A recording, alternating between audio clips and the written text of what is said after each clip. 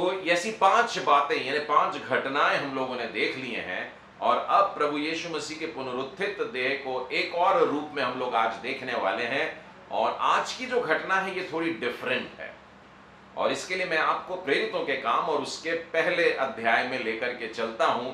यहां पर पुनरुत्थित प्रभु यीशु का एक और दर्शन है जो यूं समझिए कि जीसस के फर्स्ट कमिंग की बातों का लास्ट डे है। ठीक है, तो इसके बाद में प्रभु यीशु संसार में इस रीति से नहीं रहेंगे। प्रभु यीशु आज भी हमारे साथ है, उसका वायदा झूठा नहीं है, उसने हमें छोड़ा नहीं है। लेकिन जिस तरीके से यीशु उनके साथ में रहा करते थे, चला फिरा करते थे, वो तरीका बंद हो जाएगा। तो आप लोग मेरे साथ में निकाल सकते हैं प्रेरितों के काम और उसका पहला अध्याय। और इस पहले अध्याय का जो पहला वचन है वो कहता है, हे थियोफिलोस, मैंने पहली पुस्तिका उन सब बातों के विषय में लिखी जो यीशु आरंभ से करता और सिखाता रहा। ये पुस्तक प्रेरितों के काम किसने लिखी है आप लोगों को मालूम है। और वो जिस तरीके से एड्रेस कर रहा है कि मैंने पहली वाली बुक जो लिखा था, तो अगर आप पहली वाली बुक को देखना चाहें तो ज्यादा स्पष्ट हो जाता है। मैं चाहूंगा कि आप मेरे साथ में लूका की पुस्तक निकालें और लूका रचित सुसमाचार और उसके पहले अध्याय के 3rd वचन को पढ़ें। वहां पर भी आप बिल्कुल इसी रीति से पाओगे।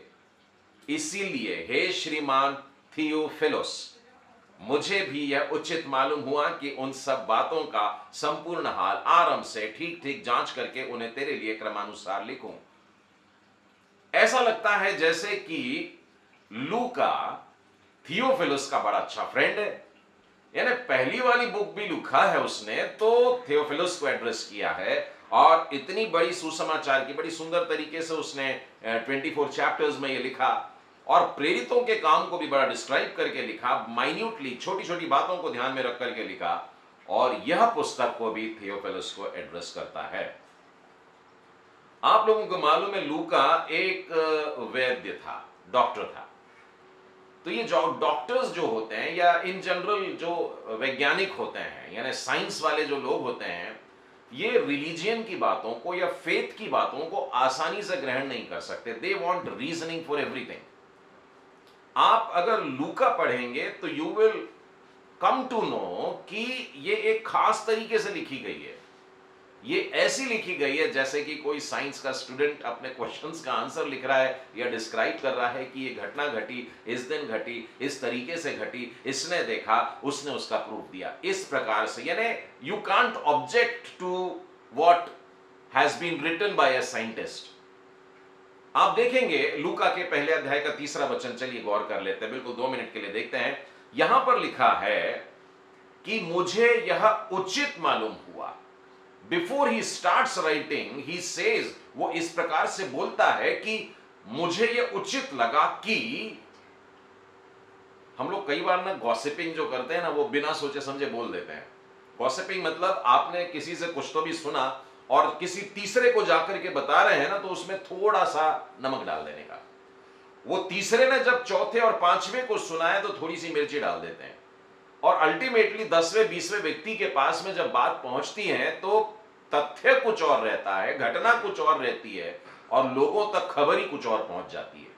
इस प्रकार के गेम्स शायद आप लोगों ने कभी ना कभी खेले होंगे। लेकिन लूका कहता है कि मैं इस बात को समझ करके, जांच करके उचित तरीके से तुम्हारे सामने प्रस्तुत करूंगा, बिल्कुल साइंटिफिक पॉइंट ऑफ व्यू से। और उसके लिए शब्द देखिए क्या क्या इस्तेमाल करता है। पहला शब्द है सब बातों का, I will not skip anything, मैं हर एक बात को लिखने वाला हूं। उसके बाद में दूसरा शब्द है संपूर्ण हाल, यानी मैं स्किप नहीं करूंगा, यानी कि घटना घटी तो किस तरीके से घटी पूरी बताऊंगा। ऐसा नहीं है कि ये आया, उसने किया और वो चला गया। आप देखेंगे कि लूका की घटनाएं जो हैं उसमें जो वर्णन आते हैं बड़े डिटेल में दे करके। कोई कोई चीजें तो बिल्कुल वहां से वो चल करके वहां गया और वहां से चल करके वहां गया और फिर ऐसा किया, इतनी बारीकी से संपूर्ण हाल। उसके बाद में है आरंभ से, वो उन चीजों का कई बार बैकग्राउंड भी देता है हम लोगों को, ताकि हम लोगों को घटना अच्छे से समझ में आ जाए।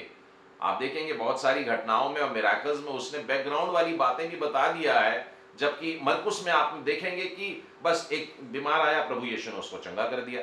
इस प्रकार से नहीं, परंतु संपूर्ण हाल आरंभ से लेकर के पूरा, और ठीक ठीक, और लिखा है जांच करके।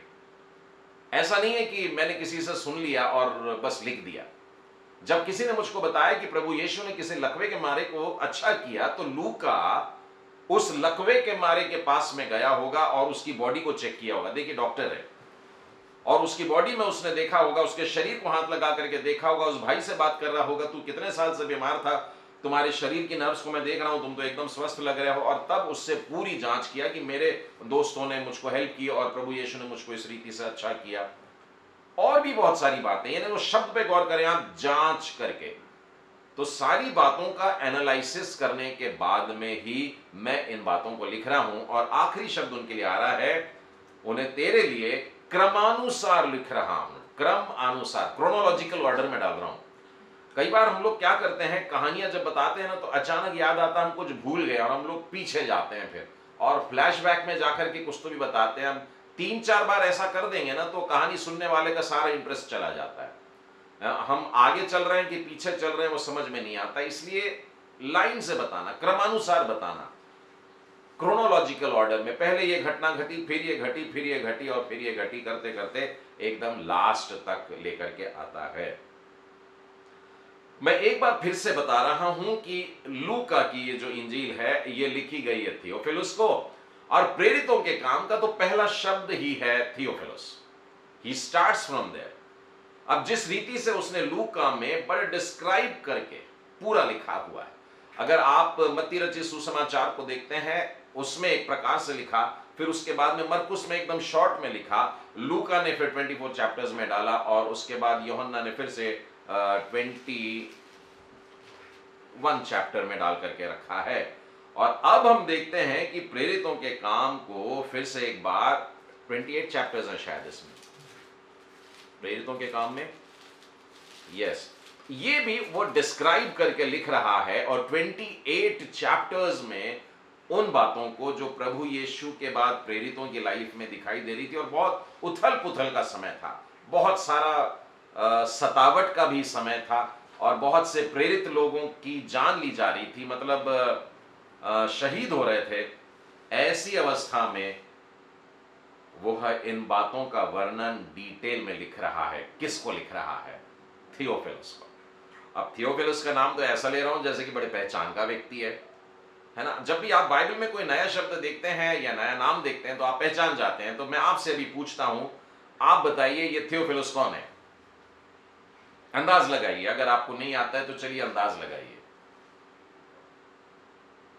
कोई अगर हाथ उठाए तो अनम्यूट करेंगे? कोई नहीं, ओके ठीक है। पर मैं जानता हूं कि आप सब लोगों ने स्कूल और कॉलेजेस पढ़े हैं, और आप में से कुछ लोग जॉब पर भी हैं, तो इतनी तो जानकारी रखते हैं कि हम लोगों के बाइबल कॉलेजेस होते हैं, और बाइबल कॉलेज में हम लोग एक खास प्रकार की डिग्री लेने जाते हैं जिसको DTH या BTH इस प्रकार के कोर्सेज बोलते हैं। और मुझे ये बताइए कि थियोलॉजी क्या होता है? बायोलॉजी मतलब लिविंग बींग्स का साइंस होता है ना, बायोलॉजी। तो लॉजी मतलब साइंस हो गया। चलिए मैंने ये बता दिया। अब मुझको बताइए थियोलॉजी क्या होता है? थियो का मतलब होता है गॉड, यानी द साइंस ऑफ गॉड। तो जब हम थियोलॉजी पढ़ने के लिए जाते हैं तो हम लोग साइंस ऑफ गॉड पढ़ते हैं। तो थियोफिलुस जो है उसका मतलब होता है, थियो मतलब गॉड, और फिलुस का मतलब या फिलियो का मतलब क्या होता है? हमारे बीच में क्रिस है, उसका सरनेम भी फिलिप्स है ना। और बीते सप्ताह में हमने देखा कि उनके पापा को परमेश्वर ने अपने पास बुलाया क्योंकि वो उनसे बहुत प्यार करते थे। Phileo means affection, love. So Theophilus will mean God lover, परमेश्वर से प्रेम करने वाला। तो let me generalize it for all of us. मैं और आप जो परमेश्वर से प्रेम करते हैं, थियोफिलुस, ठीक है। अगर आप मुझको देख रहे हैं तो इशारा भी समझिए, थियो यानी परमेश्वर, और फिलियो या फिलोस मतलब प्रेम करने वाला। तो हम सब जो परमेश्वर से प्रेम करने वाले हैं उनके लिए प्रेरितों के काम को लिखते समय वो कह रहा है, हे परमेश्वर से प्रेम करने वालों। और फिर उसके बाद में वो शुरू करता है, मैंने तुमको लूका की पुस्तक में सारी बातें अच्छे से समझा दिया था और प्रभु यीशु ने जो जो किया वो सारी घटनाओं को लिख दिया था। और उस दिन तक जब तक वो प्रेरितों को जिन्हें उसने चुना था पवित्र आत्मा के द्वारा आज्ञा देकर ऊपर उठाया न गया, तब तक की सारी घटनाएं लूका रचित सुसमाचार में दिया। अब मैं आगे की बात बता रहा हूं, ऐसे वो कुछ बता रहा है। तीसरे वचन में लिखा है, उसने दुख उठाने के बाद, यानी क्रूस पर का जो समय था, वो जो सप्ताह लास्ट वाला था, पैशन वीक जिसको कहते हैं, उसमें से गुजरने के बाद में बहुत से पक्के प्रमाणों से अपने आप को उन्हें जीवित दिखाया और 40 दिन तक वह उन्हें दिखाई देता रहा। How amazing! परमेश्वर की स्तुति हो, उसका जय जयकार हो। प्रभु यीशु ने मृत्यु तो सहा, दुख उठाया, लेकिन उसके बाद वो जीवित हो गया। हालेलुया! हमारा प्रभु यीशु जीवित प्रभु यीशु मसीह है। और देखिए, कोई और इस प्रकार के दावे संसार में कर नहीं सकता कि कोई मर गया था और कोई फिर से जिंदा हो गया है। और ये देखिए, जिंदा हुआ है हमेशा के लिए, पुनरुत्थान का पहला फल बना है। लिखा है बहुत से पक्के प्रमाण, प्रूफ के साथ। देखिए, लिखने वाला कौन है? एक साइंटिस्ट है ना, डॉक्टर है, तो वो प्रूफ के बगैर बात नहीं करेगा। और ये खुद कह रहा है कि आई हैव फाउंड प्रूफ्स, मेरे पास सबूत है, और उन सबूत के आधार पर ही मैं ये बातें कह रहा हूं कि पक्के प्रमाणों से अपने आप को जीवित दिखाया। और लिखा है कई बार दिखाया, और लिखा है 40 दिन तक दिखता रहा। 40 days is a big time। 40 दिन क्यों दिखता होगा 40 दिन? देखिए, बाइबल में हमने देखे 5 घटना। अगर आप इन पांचों घटनाओं को देखेंगे तो अलग अलग परिस्थिति और अलग अलग एंगल से यीशु ने अपने आप को स्पष्ट किया। लेकिन मैं समझता हूं कि अगर वो 40 दिन तक पृथ्वी पर थे और दिन में कम से कम एक बार ही अगर किसी को दर्शन देते होंगे, सपोज, क्योंकि प्रभु यीशु आराम करते थे तो नहीं रुके होंगे ना कि स्वर्ग जाने के पहले मैं पृथ्वी पर थोड़ा सा सो जाऊं। जब उनकी मिनिस्ट्री के दिन थे, आप तो देखिए 12 साल का प्रभु यीशु अपनी सेवकाई को उसी समय से स्टार्ट कर लेना चाह रहा था, लेकिन जब उन्होंने 30 साल की उम्र में शुरू किया तो दिन और रात ऐसे आज के समय में जिसको ओवर टाइम कहते हैं, वो भी करते थे। कई बार तो मुझको लगता है प्रभु यीशु सोते कब थे, प्रभु यीशु खाना कब खाते थे, प्रभु यीशु आराम कब करते थे। वे लगातार काम ही करते जा रहे हैं। अब जब जी उठे हैं तो जी उठने के बाद में क्या कर रहे हैं? तो लोगों को पक्के सबूत दे रहे हैं, अपने जी उठने का सबूत दे रहे हैं, पुनरुत्थान का सबूत दे रहे हैं, 40 दिन तक दे रहे हैं। तो क्या 5 दिन दर्शन दिए और उसके बाद में क्या 35 दिन आराम किए? अगर गौर करेंगे तो 5 घटनाएं जो हमने अध्ययन करी हैं, उसमें से 3 घटनाएं तो पहले ही दिन हो गई थी। जो मरियम मगदलीनी को दर्शन दिया था वो पहले ही दिन पुनरुत्थान के दिन दिया था, और उसी की शाम को वहां पर अपने चेलों के साथ में था, और इम्माउस को जो 2 जन जा रहे थे वो भी उसी दिन था। तो क्या प्रभु यीशु ने 40 में से 38 दिन तक आराम किया? नहीं। प्रभु यीशु मसीह के स्वभाव में ही नहीं है ये वाली बात कि वो बैठ करके सो जाएं या आराम करें। वे दिन में अगर एक बार, ये मैं मान के चल रहा हूं, एक बार भी अगर किसी को दर्शन दिए होंगे तो 40 घटनाएं कम से कम हैं। और आपको क्या लगता है कि सिर्फ एक ही दिन में एक ही बार करा होगा? परंतु प्रभु यीशु सुबह भी किसी से मिलते होंगे, दोपहर को भी किसी से, शाम को भी किसी से, और रात को भी किसी से मिलते होंगे। और ये 40 दिनों में 4 4 16, कम से कम 160 घटनाएं ऐसी हो सकती हैं जो लिखी जा सकती थी। देखिए, अगर आप एक पन्ना पीछे पलटाएंगे तो यूहन्ना के 21वां अध्याय, लास्ट चैप्टर, और उसका लास्ट वर्स जो है, वहां पर क्या लिखा है? आखिरी वचन है ना, यानी सुसमाचार वाले सेक्शन का आखिरी वचन कहता है, और भी बहुत से काम हैं जो यीशु ने किए, यदि वे एक एक करके लिखे जाते। तो मैं समझता हूं कि पुस्तकें जो लिखी जाती वे संसार में भी न समाती। हिंदी व्याकरण में कुछ लोग कहते हैं बड़ी अतिशयोक्ति की बात कर रहा है, यानी कि ऐसा तो हो नहीं सकता, पर लोगों को बता देते हैं कितनी। नहीं, यूहन्ना ऐसे चुन चुन करके इन बातों को 21 चैप्टर्स में बताया हुआ है जो हमारे विश्वास करने के लिए पर्याप्त है। लेकिन यूहन्ना जो प्रभु यीशु के काफी करीब रहता था, वो जानता था यीशु ने बहुत सारे कार्य किए हैं, और प्रभु यीशु के पुनरुत्थान वाली घटनाओं में से हम जानते हैं और उठा लिए जाने वाली घटनाओं से जानते हैं, उसने कुछ ही बातों को यहां पर लिखा और वो कहता है और भी बहुत सारी बातें हैं, बहुत सारी बातें हैं। और वो ये भी लिखता है एक एक करके अगर मैं लिखूं, यानी हर एक अगर मैं लिख दूं तो पुस्तक समाने नहीं वाली। कभी कभी हम सोचते हैं लिख देता तो अच्छा रहता ना, हम लोगों को पढ़ने के लिए हो जाता, पर प्रॉब्लम यह है कि हम लोगों ने एक ही बाइबल तो अच्छे से नहीं पढ़ी है। अगर एक बाइबल के बजाय 25 पुस्तकें और कोई ला करके रख दे तो वो जीवन में कब पढ़ेंगे हम लोग। हमारे विश्वास करने के लिए ये एक बाइबल ही काफी है, इसलिए परमेश्वर ने इतनी बातों को हमारे सामने लिख करके दे दिया है। ठीक है, तो 40 दिन तक वो दिखाई देता रहा, और 40 दिन तक दिखाई देकर के बातें क्या करता था? मैं जिंदा हूं, तुम लोग देख लो मेरे को, मेरे हाथ देखो, मेरे पैर देखो, इस प्रकार से ना वो बताता है लूका की, क्योंकि लूका ने लोगों के इंटरव्यू लिया था, वो पहले ही बता दिया, मैं जांच जांच के लिखता हूं सारी बातें। पुनरुत्थित प्रभु यीशु 40 दिन तक लोगों को दिखाई देता रहा और परमेश्वर के राज्य की बातें करता रहा, है ना। कहानियां नहीं सुना रहा था, दृष्टांत नहीं बता रहा था, सीधे सीधे परमेश्वर के राज्य की खुल करके बातें कर रहा था, क्योंकि उन लोगों ने अब मृत्यु के बाद के जीवन को अपनी आंखों से देखना शुरू कर दिया। प्रभु यीशु को अपनी आंखों से देख रहे हैं, वे क्रूसित प्रभु यीशु, उनकी देह को देख लिया, छू के भी देख लिया, मालूम पड़ गया यही है, और परमेश्वर के राज्य की बहुत सारी बातें उनको बताता गया, परमेश्वर के वचनों से उनको भरता गया। लेकिन एक कमी रह गई है। आगे देखते हैं, चौथे वचन में लिखा है, प्रभु यीशु ने अपने शिष्यों से मिलकर उन्हें आज्ञा दी। पुनरुत्थित प्रभु यीशु अपने चेलों को क्या आज्ञा देते हैं? यरूशलेम को न छोड़ना, परंतु पिता की उस प्रतिज्ञा के पूरे होने की बाट जोहते रहो, जिसकी चर्चा तुम मुझसे सुन चुके हो। वैसे तो मैंने पहले भी बता दिया, लेकिन अब वो समय आ गया है, इसलिए सतर्क रहना, और यरूशलेम को छोड़ना मत। यरूशलेम को छोड़ना मत लिखा है उसमें।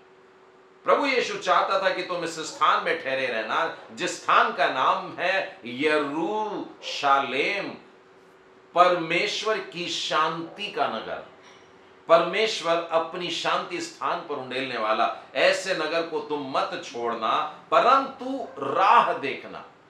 अब राह देखना एक सबसे कठिन काम होता है। कभी आपने किसी का इंतजार किया है? आप रेलवे स्टेशन गए हो, ट्रेन का इंतजार किया। मैं कई बार रेलवे में सफर किया हूं, और हमको मालूम होता है कि फलाने समय पर बराबर गाड़ी आने वाली, पर पता नहीं मैं क्यों बार बार अपने प्लेटफॉर्म की सीट पर से उठ करके प्लेटफॉर्म के उस कोने तक जाता हूँ, पटरी वाले कॉर्नर तक जाता हूँ, और जिस दिशा से ट्रेन आने वाली है वहां झांक करके देखता रहता हूँ। फिर 2 मिनट के बाद, फिर अब मालूम है कि 10 मिनट के बाद ट्रेन आने ही वाली है, पर फिर भी पता नहीं, मेरे समान और भी बहुत सारे लोग रहते हैं जो उस तरह झांकते रहते हैं। यानी किसी का इंतजार करना बेहद कठिन हो जाता है। घर में भी अगर आप किसी का इंतजार कर रहे हैं कि कोई फलाना रिलेटिव आने वाला है, आपने घर को सजा वजा के रख लिया, फिर आप दरवाजे के पास आकर खड़े हो जाते हैं और आपको देखते हैं आ रहा है आ रहा है आ रहा है, और थोड़ी देर में निराशा होने लगती है। तो बाट जोहना थोड़ी कठिन बात मालूम होती है। परमेश्वर ने प्रभु यीशु मसीह के द्वारा एक इशारा भी कर दिया था वहां पर कि अभी मैं जाऊंगा और वो आएगा, और इस बीच में थोड़ा समय लगेगा। यरूशलेम को मत छोड़ना, पिता की उस प्रॉमिस के पूरे होने की बात जोते रहना, जिसके बारे में मैंने तुमको पहले भी बता दिया हूं। क्योंकि देखिए यहां पर एक फेज पूरा हो गया है, सेकेंड फेज स्टार्ट होने वाला है, और उसके बीच का ये ट्रांजिशन टाइम है। पहला फेज क्या था? क्योंकि यूहन्ना तो पानी से बपतिस्मा दिया करता था। सुसमाचार में हम लोग देखते हैं शुरुआत होती है यूहन्ना बपतिस्मा दाता से, और वो मन फिराव का प्रचार कर रहे थे और पानी का बपतिस्मा दिया करता था। अब पानी के बपतिस्मा का जो फेज है वहां पर समाप्त होता है, और वहां से अब हायर लेवल स्टार्ट होता है। बहुत से मसीह लोग अपने जीवन में पानी के बपतिस्मे को लेकर के इतने आनंदित हो जाते हैं जैसे कि उनको स्वर्ग ही मिल गया। लेकिन प्रभु यीशु यहां पर कहते हैं वो स्टार्टिंग पॉइंट था, अब आगे बढ़ने की बात है, अभी हायर लेवल पर जाने की बात है। पानी का बपतिस्मा पृथ्वी की ब्लेसिंग है। आपको पानी का बपतिस्मा कौन देता है? संसार के लोग देते हैं। लेकिन दूसरा वाला एक बपतिस्मा वहां लिखा है, परंतु थोड़े दिनों के बाद तुम पवित्र आत्मा से बपतिस्मा पाओगे। तो पवित्र आत्मा को जो बपतिस्मा है, बाइबल बताती है वो मनुष्य नहीं देता, वो कोई व्यक्ति नहीं देता है कि किसी के पास में आप गए और बोले कि हमको बपतिस्मा चाहिए, तो वो समझ जाएगा पानी का बपतिस्मा चाहिए। क्योंकि पवित्र आत्मा का बपतिस्मा परमेश्वर देता है, प्रभु यीशु के द्वारा वो हमको प्राप्त होता है। लेकिन बीच में लिखा है थोड़े समय के बाद। शब्द गौर किया आपने? पानी का बपतिस्मा, पवित्र आत्मा से बपतिस्मा, और बीच में एक शब्द लिखा है थोड़े दिनों के बाद। देखो, ये वो समय है जो प्रभु यीशु ने अपने चेलों को दिया कि वे ये दिन प्रार्थना में बिताएं। मैं बहुत सारे लोगों को देखता हूं, वो सीधे ये वाली ब्लेसिंग की तरफ आ जाते हैं, उन्हें पवित्र आत्मा की ब्लेसिंग चाहिए। बाइबल पढ़ के 4 पन्ने हो गए और बोलते हैं पवित्र आत्मा चाहिए। प्रभु यीशु यहां पर अपने चेलों को, जिनके साथ में वो 3.5 साल रहे, उसके बाद में ये देखिए 40 दिन और रहे, यानी ट्रेनिंग और फिर इंटर्नशिप और उसके बाद में और ड्रिलिंग वाली ट्रेनिंग, और उसके बाद में ठीक है मैं तुमको अभी वो क्राउन देने के लिए तैयार हूं, वो ब्लेसिंग देने के लिए तैयार हूं, पर एक और टेस्ट आपको जाने का है, और वो है तुम अगले 10 दिन प्रार्थना में बिताओगे। So it happens like this. अगर आप उसके बाद में आगे का जो वचन पढ़ोगे, पहले अध्याय का 14वां वचन देखिए क्या लिखा है। ये सब कई स्त्रियों के साथ, ये सब मतलब पूरे शिष्यों के नाम लिखे हैं ऊपर, और वो सारे चेलों के नाम लिखने के बाद में लिखा है और भी कई स्त्रियां थी, यीशु की माता मरियम भी थी और यीशु के भाई लोग भी थे। वे एक साथ एकत्रित होकर, एक चित्त होकर प्रार्थना कर रहे थे। 120 पीपल, बॉयज एंड गर्ल्स, सब लोग। तो प्रभु यीशु के चेले सिर्फ 12 नहीं थे जिन पर पवित्र आत्मा उतरने वाला है, 120। और वहां पर गौर करना, एक चित्त होकर प्रार्थना कर रहे हैं। बड़ी सुंदर सी बात है कि हम सब लोग भी इन दिनों में बंद हो गए हैं। ये लोग भी एक अटारी पर गए थे, एक ऊंचे स्थान में, और वहां के हॉल में बैठ करके 120 लोग दुआ प्रार्थना कर रहे थे, तब ये घटना घटी थी। ये 50वें दिन घटी थी। संडे इस विषय पर मनन करेंगे, लेकिन आज हम लोग देख रहे हैं प्रभु यीशु मसीह का असेंशन, यीशु ख्रीस्त का स्वर्गारोहण। बहुत से चर्चेस में अगला संडे जो रहेगा वो स्वर्गारोहण का संडे मनाया जाएगा, क्योंकि प्रभु यीशु के जी उठने के बाद में जो 40वां दिन होता है वो स्वर्गारोहण का दिन कहलाता है। यानी 13 मई को इस वर्ष में यह दिन होने वाला है। तो प्रभु यीशु का स्वर्ग पर जाना बेहद जरूरी है। ये बातें उन्होंने यूहन्ना रचित सुसमाचार में पहले ही स्पष्ट कर दी थी। मेरा जाना बहुत जरूरी है, मैं जाऊंगा, मेरे पिता से तुम्हारे लिए विनती करूंगा और वो तुमको एक सहायक देगा। ये प्रॉमिस पहले ही कर दिया था। तो प्रभु यीशु उनको याद दिला रहा है, मैंने तो तुमको पहले भी बता दिया हूं कि ऐसा कुछ होने वाला है, ठहरे रहना, जाना मत, बिखर मत जाना। अब ये 10 दिन क्या करते हैं, ये घूमने फिरने नहीं निकलते हैं, मछली मारने नहीं निकलते हैं, परंतु एक चित्त होकर के दुआ प्रार्थना करने बैठ जाते हैं। अब देखिए, इस आज्ञा को देने के बाद में, ये दोनों बपतिस्मा और बीच का समय बताने के बाद में प्रभु यीशु उनसे क्या कहते हैं। उन्होंने इकट्ठे होकर के उससे पूछा, हे प्रभु, क्या तू इसी समय इजराइल को राज्य फेर देगा? आप समझे कि प्रभु यीशु ने यह 10 दिन का समय क्यों दिया। आज भी उसके चेले सोच रहे हैं कि इजराइल का राज्य फिर देने वाला है और यहां पर मानो परमेश्वर का राज्य आज से स्थापित हो जाएगा और हम लोग फिर से एक बार रूलर्स बन जाएंगे। और आज भी मनुष्यों वाली सोच है। तो ये क्वेश्चन आज मेरे और आपके लिए है कि आज हम परमेश्वर से कुछ मांगते हैं, प्रभु यीशु के पास में आते हैं, तो हम लोग किस इच्छा से आते हैं? क्या हम इसी संसार की आशीषें मांगने के लिए, इसी संसार में प्रभु यीशु से सब कुछ लेने के लिए आते हैं? इन चेलों ने ऐसा क्वेश्चन पूछा जो प्रभु यीशु को पसंद नहीं आया और प्रभु यीशु ने जाते जाते एक डांट लगा दी। क्या बोला उन्होंने? यीशु ने उनसे कहा, उन समयों या कालों को जानना जिनको पिता ने अपने अधिकार में ही रखा है तुम्हारा काम नहीं है। तो उस क्षेत्र में मत घुसो जो तुम्हारा नहीं है। तुमको जितना बताया जा रहा है तुम उस काम को अच्छे से करो। परमेश्वर इजराइल का राज्य कब फेर देगा? ये परमेश्वर, एक बार तो प्रभु यीशु से भी पूछ लिया था, ये सब बातें आप जो बताते हो अंत के दिनों की, ये वास्तव में कब होगी? कब आपका आगमन होने वाला है? और प्रभु यीशु ने ये कह दिया था, मैं भी नहीं जानता और स्वर्गदूत भी नहीं जानते, पर केवल पिता जानता है। और आज फिर एक बार इतना सब कुछ होने के बाद में बताना पड़ रहा है, इसका मतलब हमारे जीवन में वो समय जो है उसको एक्सटेंड करने का टाइम है।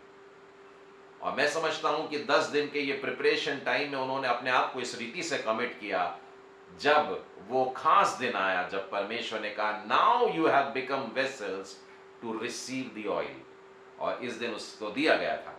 अब यीशु ने उनको डांट दिया, ये तुम्हारा काम नहीं है, बट आई अश्योर यू, परंतु मैं तुमको एक बात बताता हूं, जब पवित्र आत्मा तुम पर आएगा तब तुम सामर्थ पाओगे, और यरूशलेम और सारे यहूदिया और सामरिया और जगत के छोर तक मेरे गवाह होंगे। तो प्रभु यीशु अपने चेलों को आज एक कमांडमेंट रिपीट करके बता रहा है, and that is you be my witnesses. आज प्रभु यीशु सेम कमांडमेंट हमको कह रहा है, बी माय विटनेसेस। मेरे और आपके जीवन में कितने सारे अद्भुत काम हो रहे हैं, तो प्रभु यीशु हमसे कह रहे हैं, मैं तुमको तुम्हारा काम बता रहा हूं। जो परमेश्वर की बातें उनको वहां उसके पास में रहने दो, तुम्हारा क्या काम है ध्यान दो। और तुम्हारा क्या काम है? तुम मेरे गवाह हो।